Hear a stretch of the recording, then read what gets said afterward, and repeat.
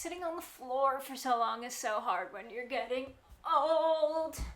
I cannot feel my freaking feet.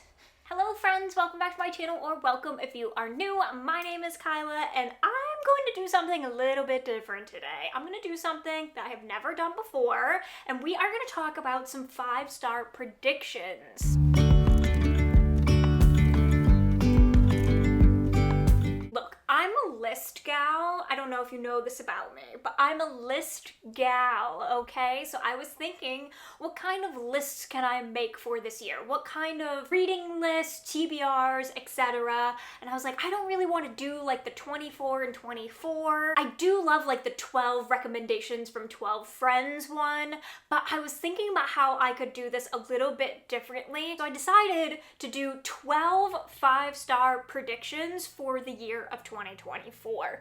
Now, I have never done any sort of 5-star predictions before. I've never done it in a video. I mean, obviously I've done it in my head a little bit where I'm like, I think this could be 5-star, but I've never like put a list out there, and I just thought this would be so fun for me to put this out in the universe, and then next year we can come back and revisit, or like the end of the year we can come back and revisit and see how right or wrong I was. And to make this a little bit more challenging, because I could go for like the obvious choices from authors that I love or books and series that I know I'm gonna love, I decided not to include those things. So there are a few authors on this list that I have read from before, but there's also some that I have never read from before. There's also some backlist books as well as some new releases, meaning 2023 and 2024 releases, and I did not include any books having to do with any series that I've started already, because I felt like that was really cheating. So this is kind of a rogue list. I'm just going on pure gut and feels here, which could totally benefit me or could completely backfire, and I'm excited to find out. So let's just go ahead and jump into the list. So starting with backlist titles, the first one that I have is Ace of Spades by Farida Abike Mida. I have heard nothing but incredible things about this book, and it checks a lot of my boxes, okay? It is YA, it's a thriller slash mystery, it's dark academia, and it tackles themes like race, and it's queer from what I've heard, and it just seems like it is going to be right up my street. Like, why wouldn't this be a 5-star for me, you know? Like, it has all of the vibes. I love thrillers that take place in a school setting. I love dark academia, and you make it YA. I mean, that's like a smash in itself, right? So I feel like this has to be on this list, and it has to be number one. Like, there's just truly no question about it. If this is not 5 stars, honestly, like, throw this entire list out.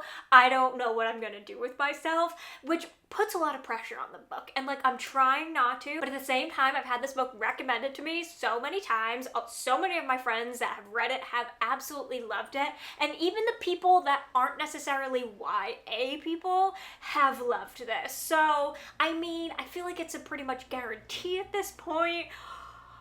It has to be on this list, and it had to be number one. The next one is a book that I have been wanting to read for so long. As soon as I heard about this book, I was like, immediately add it to TBR, and like, I really thought I was gonna read it pretty quickly, but it has been sitting on my TBR for quite a while, and that is Amari and the Night Brothers by B.B. Alston.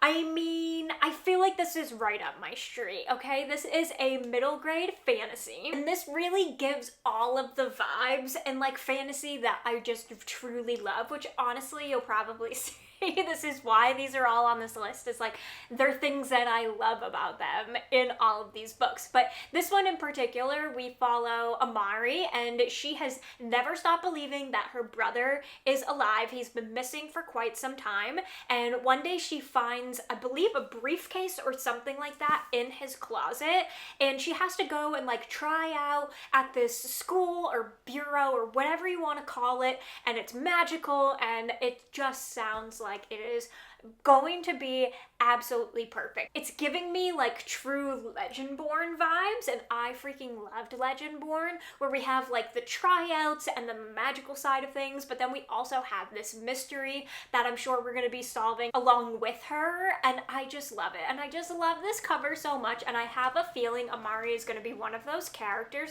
that I absolutely fall in love with. I don't know if this contains found family. I'm assuming so, because she's going to be trying out at this place and there's other kids who've been doing magic for a long time. I don't know if that's an official trope, but if it is, this just like kicked up like 1 peg or 10, and I just like, there's just no doubt in my mind that this will like fly to the top of my favorites, maybe even land on like the best of the year. Okay, I'm putting too much pressure on it. But also this includes a competition? Stop. I can't. I mean, it's about time that I get to this, and like, if this isn't 5 stars, I don't know what I'm gonna do with my life. The next one that I have on this list is also a middle grade, and it's The Graveyard Book by Neil Gaiman. I have heard nothing but incredible things about this book, and it sounds right up my alley. It's giving me a little bit of like Tim Burton, but more on like the heartfelt side, but also really dark. It's also giving me like The Clackety, which I absolutely loved. This book is about a boy who essentially appears normal. I believe his name is actually Nobody, but they call him Bod, I think is his like nickname or whatever.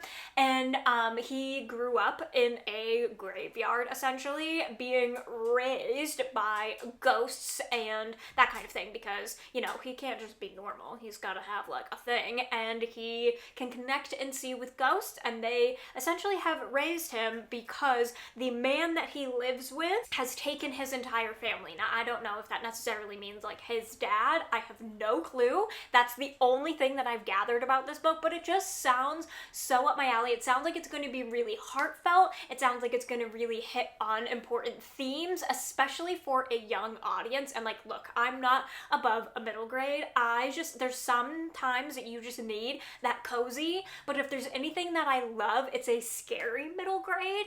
And if this gives me anything of that, I'm here for it. And I've just heard such incredible things. Also, it's Neil Gaiman, and I just feel like you can't go wrong there. So I had to put it on this list. There are some of these books that I literally know like this much about, but there's just something about the feeling of it, and the feeling that I get when I read the synopsis, when I read other people's reviews, when I hear people talking about this book, is that it truly is like a magical experience. And I say magical lightly. I don't mean like it's necessarily fantasy, because it's definitely more on the scary paranormal side, but it's just that kind of book that like hits you in your feels, but also gives you all of like the atmosphere and the vibes that you want. So I mean, I had to put it on here. It sounds like it's going to be an incredible time. I love a middle grade. There's a time and a place for it. There's an audience for it.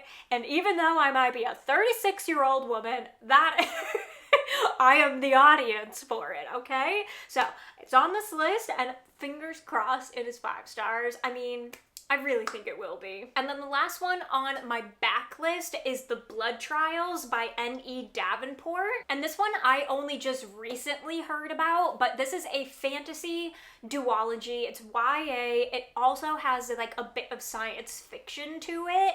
And the tagline of this is like what really just drew me in. And I was like, I need to read that immediately.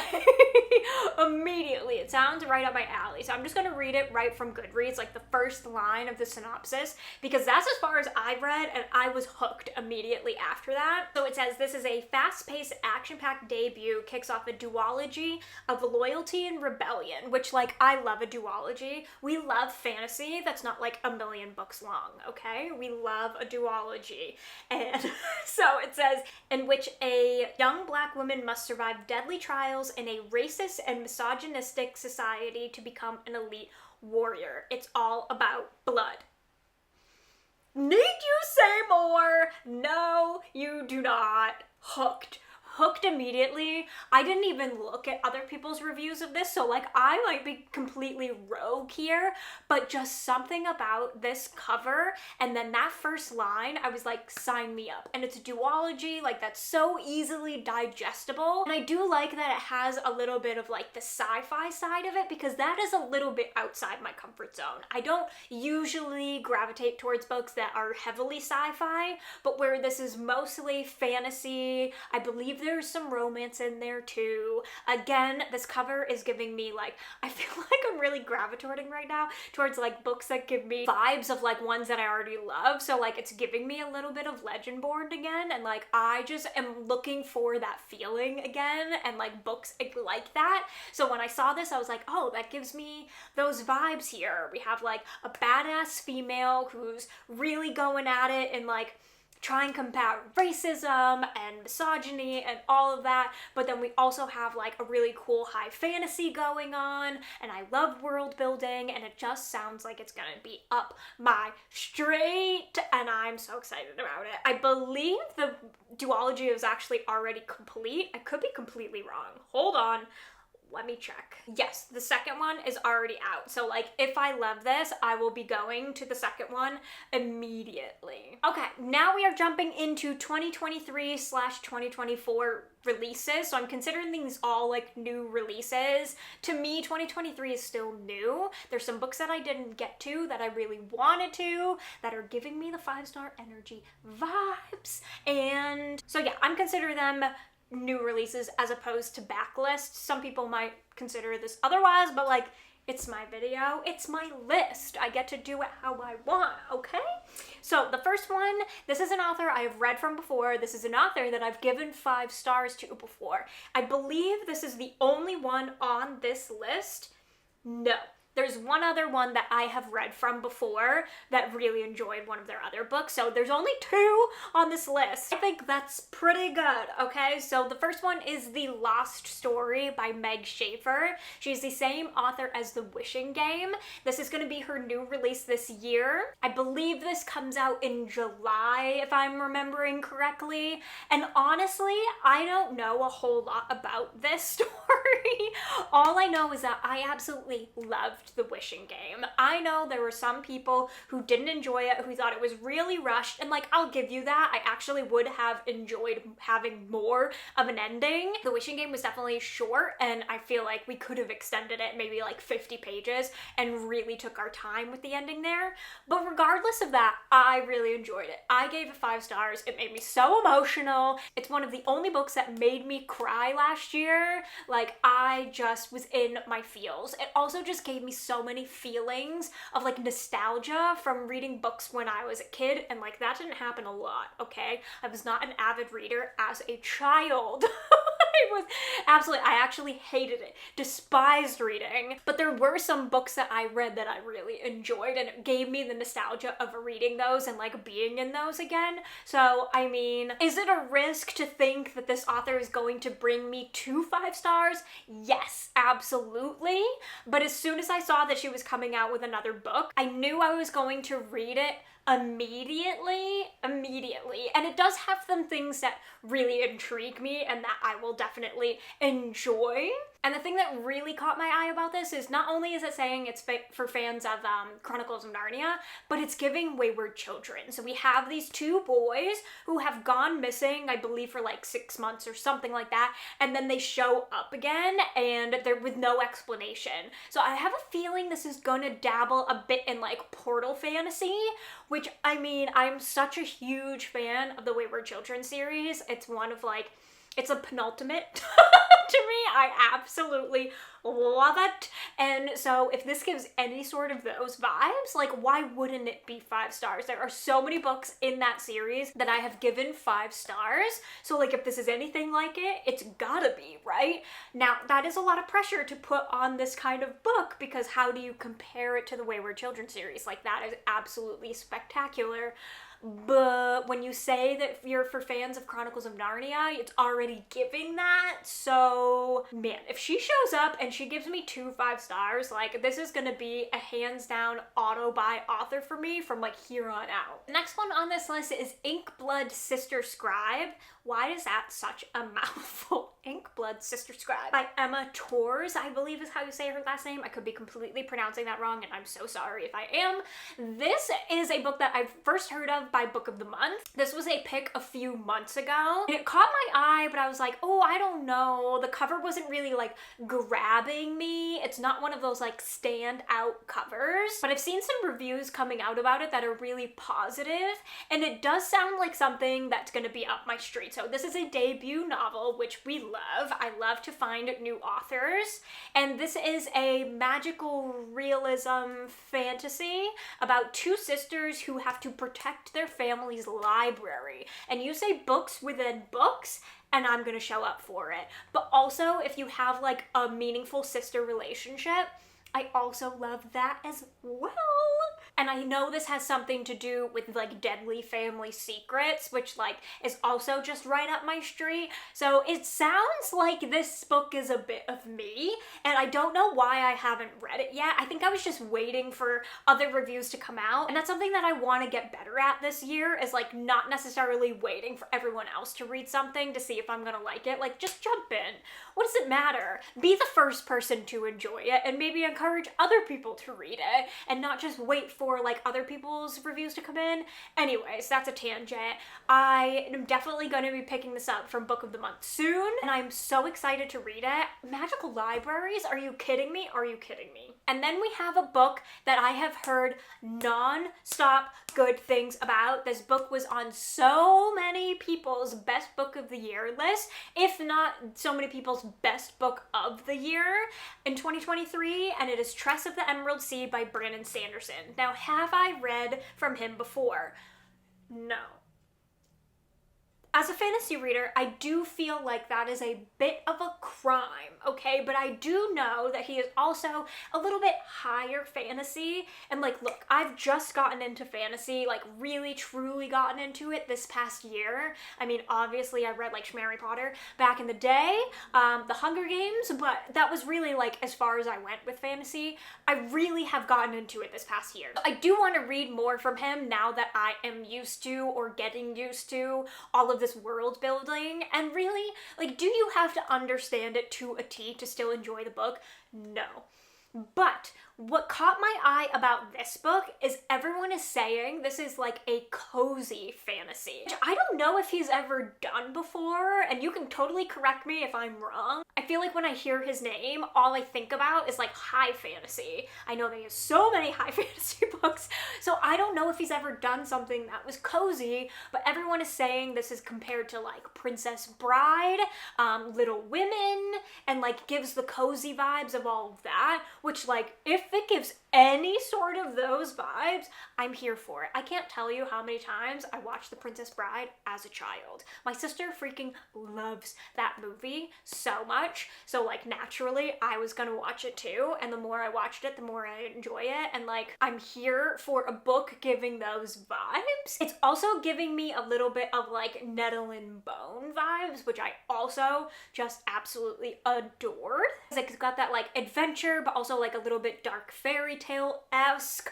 I don't know, I just feel like this is going to be the perfect stepping stone into reading some of his backlist, even though this is new from him, but like some of his backlist. Like if I read this and really enjoy the writing and, you know, obviously give it 5 stars, which is the ultimate goal here, then I will feel more comfortable diving into more of his backlist. So, will it be 5 stars? I hope so. I really do think it's going to be, based on the people that I follow who have loved this book. We have very similar reading tastes, so my first Brandon Sanderson, it's gonna happen very soon. I don't think I can wait any longer to read this book. It just screams me. It screams me, and I cannot wait. The next book on my list is one that I actually own, shocker, and it is What the River Knows by Isabel Bañas. I have heard incredible things about this book, so much so that I went out and bought a copy before reading it. That's how you know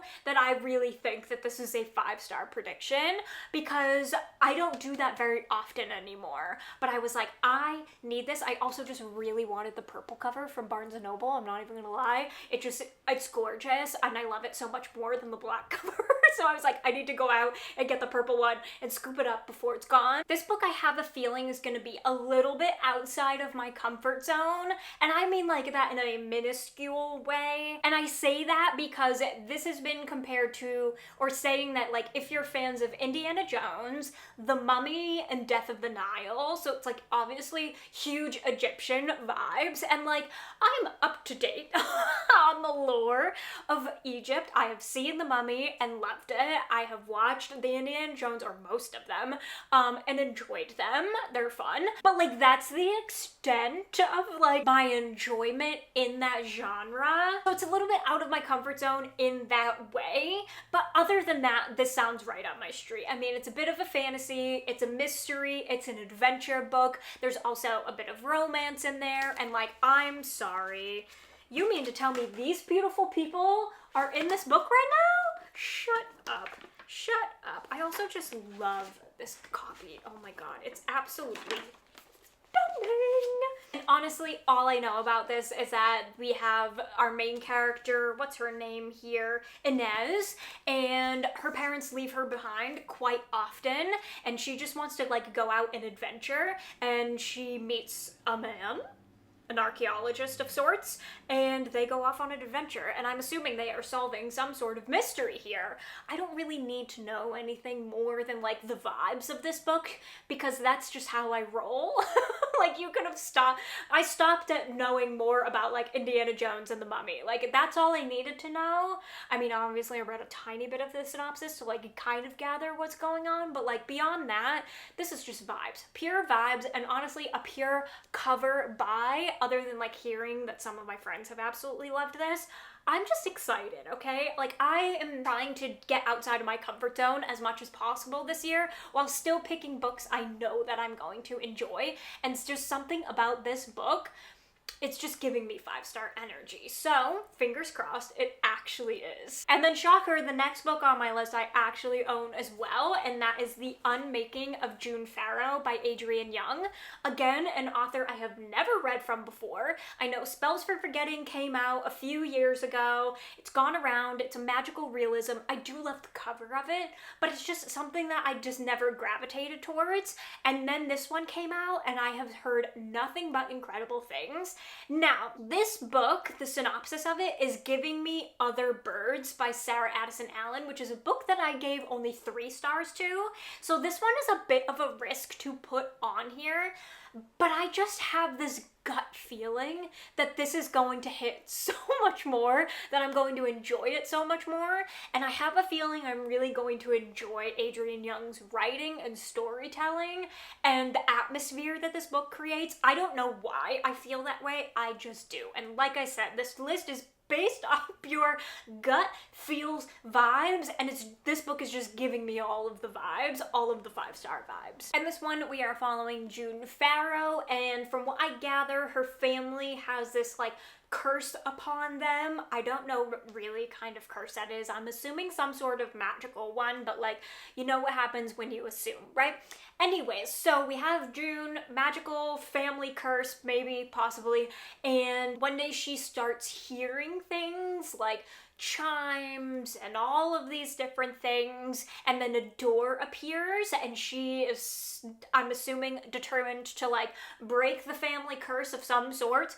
Y'all, that was a terrible synopsis. I'm so sorry. I just don't read them, okay? But that's just kind of what I've gathered from this. I have a feeling this is really going to touch on like generational trauma and grief and just be like a beautiful told story of family. That's just really what I'm getting, and like I'm here for that, okay? So maybe I don't know the synopsis all that well, but like it's giving all of the vibes, so I'm calling it a 5-star. I'm calling it a 5-star prediction. The next one on my list is one that I just recently heard about. I don't know how I missed this, but I did. It is The Shadow Sister by Lily Mead. This is a YA thriller slash mystery. This is about a black girl that goes missing, and obviously her family is devastated. Everyone is talking about her like she is just a complete angel. She's the cheerleader, the popular girl, but her sister knows there's a bit of a darker side to her sister that's gone missing, and we also know that, you know, any missing black women, they don't get looked for like they should. So I'm excited to dive into the conversation of race within this book as well. And then the missing sister one day comes back, and everyone is obviously all up in arms, excited, but her sister realizes that something is off about her, and that's as much as I know. But I freaking love a book that obviously gives me like YA thriller vibes, a good mystery. I also just love the missing person trope, but I love it when it's like someone goes missing and comes back and is different, and you're trying to figure out, one, what happened to them, where did they go, but also there's like a messy relationship going on, but also you add on the deeper topics of race, and I don't know what other topics this book covers, but I have a feeling there's probably more, and it just sounds like a perfect combo. It sounds like a lot of books that I have loved from Tiffany D. Jackson, so I'm excited to check out this author, and if she gives any sort of like vibes like that, this is going to knock it out of the park. So I'm so excited for this one. Also, this cover is absolutely stunning. I believe I'm going to be reading this one in February, so I will definitely keep you guys posted, and fingers crossed it is a 5-star. The next one on this list is one that I talked about in my 2024 most anticipated list